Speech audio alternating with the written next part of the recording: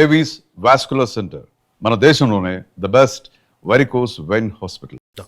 మన ఇది ఇండస్ట్రీకి సంబంధించింది మాట్లాడాక రాజేంద్ర ప్రసాద్ గారు అప్పుడప్పుడు స్పీచ్ల్లో కొన్ని వివాదాలని ఇలా చిక్కుంటాడు. రీసెంట్ టైమ్స్లో కూడా మళ్ళీ ఒకటి అయింది. మీరు ఎప్పుడు మాట్లాడలేదు?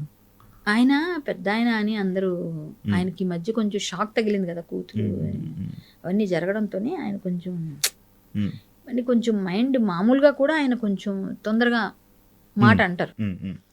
ఈజీ గోయింగ్ ఆయన, ఈజీగా అనేస్తారు. నేను కూడా ఉంటే ఏంటే కళ్యాణి అని పిలుస్తారు నన్ను కూడా. మరి నన్ను అందరూ అలా పిల్లరు మరి జనరల్గా. అమ్మ బాగున్నావు అంటారు, లేకపోతే మేడం బాగున్నావు అంటారు, ఏమ్మ అంటారు, చెల్లి అక్క చెల్లిలో ఏంటే అని అనే ఇది ఉండదు. ఆయన ఎవరైనా షూటింగ్లో ఏంటే కళ్యాణి ఏంటమ్మా ఏం చేస్తా ఏదో ఒకటి మాట ఎవరినైనా వే అది. సో ఏంటంటే ఆయన ఈజీ అలా అనకూడదని తెలుసు ఆయనకి, పెద్ద ఆయన. బట్ ఆయన కంట్రోల్లో ఉండలేరు ఆ టైంలో. కొంతమంది కొన్ని ఏదంటారు కదా నోటి ఇది అది ఎక్కువ ఉంటుంది. అలా ఉన్నప్పుడు సడన్గా ఆపుకోలేక ఏదో అనేస్తుంటారు. కానీ పెద్ద ఆయన మాత్రం బాగా సమన్వయం పాటించారు బ్రహ్మానందం గారు. మామూలుగా అయితే ఆయన కూడా గట్టిగా ఇచ్చేస్తారు, ఆయన కూడా గట్టిగా రియాక్ట్ అయిపోతారు. కానీ సమన్వయం పాటించారు. ఎందుకంటే వీళ్ళందరూ ఆయనకి సపోర్ట్ చేశారు ఒకప్పుడు. అంటే బ్రహ్మానందం గారికి వీళ్ళందరూ చేయూతలు ఇచ్చిన వాళ్ళు కాబట్టి ఆ కృతజ్ఞత మేబీ ఆ భక్తి అన్నీ ఉన్నాయి. కానీ మనసులో బాధపడిన జనాలందరూ తిట్టేస్తున్నారు కదా, ఈయన బదులు ఆయన వాళ్ళు తిట్టేస్తున్నారు. సో ఆయనని మనం ఏమన్నా కూడా పెద్ద ఆయన అన్నీ తెలుసు, అందరూ నా వాళ్ళే, వీళ్ళు నా ఇంట్లో మనుషులు, వీళ్ళు నా ఫ్యామిలీ, మూవీ ఇండస్ట్రీ అంతా. సో వీళ్ళందరికీ నేనే ఇది చేసా. నేను కూడా ఆయనతో కలిసి చాలా యాక్ట్ చేశాను. రాజేంద్ర ప్రసాద్ గారితో కలిసి మేము చాలాసార్లు కలుస్తాము. అది అంటే ఈ మా సిస్టర్ బయట ఏదైనా ఫంక్షన్స్లో బాగా మాట్లాడతారు. నేను గాలి సంపత్ అనుకుంటా అరకులో షూటింగ్ చేసాం. 3 years అయిపోయిందేమో, 3 years ఎంత అయింది ఆ సినిమా వచ్చి, 3-4 years అయింది. మా నాన్నగారు ఉన్నారు అప్పుడు. నాన్నగారు ఉండగానే నాన్నగారు వెళ్ళిపోయి 4 సంవత్సరాలు అయింది. ఆ టైంలోనే రిలీజ్ కూడా అయింది ఆయన ఎండింగ్ లో. ఆ సినిమా చూసారు నాది మా నాన్నగారు లాస్ట్, గాలి సంపత్. సో గాలి సంపత్లో అరకెళ్ళి చేసాం. అప్పుడు రాజేంద్ర ప్రసాద్ గారు కాంబినేషన్ అంతా నాకు. సో నేను అందులో మంచి క్యారెక్టర్ చేశాను. శ్రీ విష్ణు హీరో, అది అనిల్ రావుపూడి గారు డైరెక్టర్. సో ఆ సినిమాలో చేసేటప్పుడు మేము కలిసి భోజనం, ఆయన అంతా ఫుడ్ పెడతారు, ప్రసాదాలు తెచ్చి పెడతారు, అందరికి బాగా చూసుకుంటారు. బాగా యాక్టింగ్ చేసేప్పుడు కూడా మనకు సపోర్ట్ చేస్తారు. ఇలా చెప్పు డైలాగ్ అలా అవన్నీ ఉంటాయి. మళ్ళీ మనం ఏదైనా తప్పు చేసినాం, బాగా చేసాం చేస్తే కూడా బాగా చెప్పావు అంటారు. అంటే ఆయన అన్ని విధాలుగా మంచి ఆయనే. కానీ ఏం చెప్తాం అలాంటి పెద్దోళ్ళ గురించి, తప్పు అని అనలేము, తప్పు ఆయన విధానం అది అని చెప్పలేము. అది తప్పు పట్టే విధంగా ఉంది కాబట్టి పెద్దవాళ్ళని మనం ఏమని తప్పు పడతాం. కానివ్వండి, కొంతమంది మన ఇంట్లో ముసలమ్మలు ఉంటారు, బాగా మూలన కూర్చుని ఉంటారు. కొంతమంది బాగా వయసు అయిపోయి ఉంటుంది, వాళ్ళు చేదస్తం పెరిగిపోతుంది. వాళ్ళు ఏదేదో మనం ఏది మాట్లాడినా దానికి ఏదో ఒకటి తీస్తారు.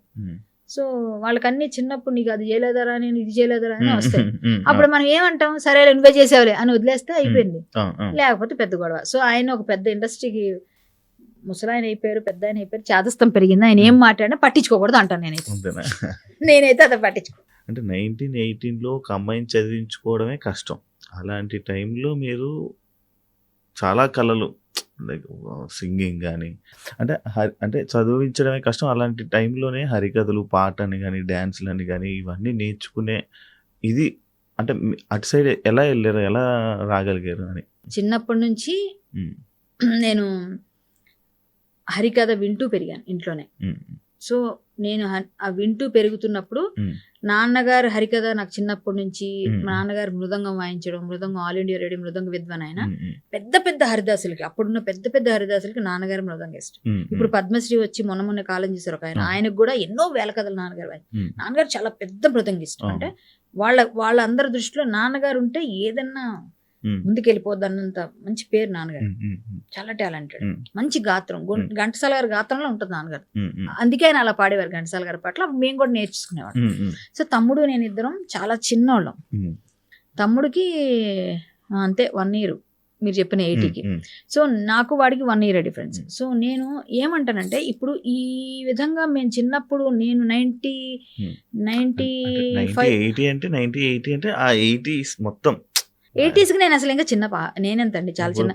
లేదు 1989కి 10 years కూడా లేదు, 10 years ఉంటాయి అలా అనుకుందాం. సో నేను ఇప్పుడు ఆ టైంలో హరికథ నేర్చుకోవడం మొదలు పెట్టాను కదా, విన్నాను.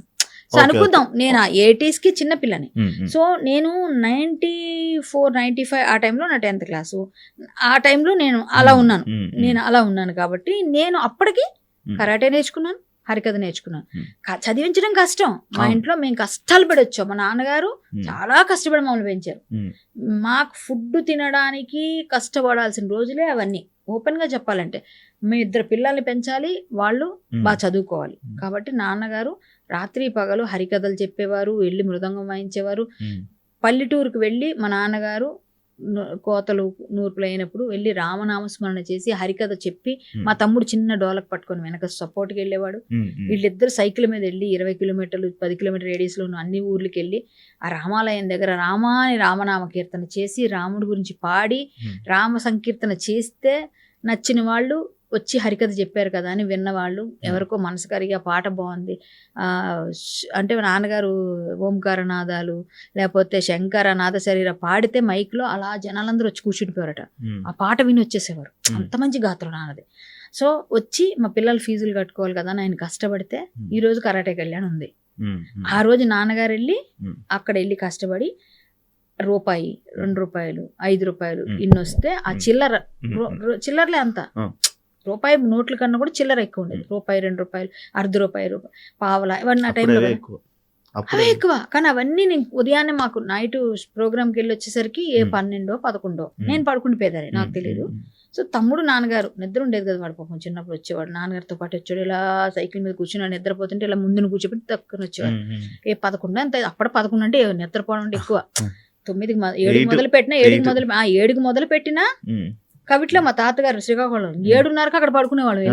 మా ఇంట్లో కూడా అంతే 9 లోపల.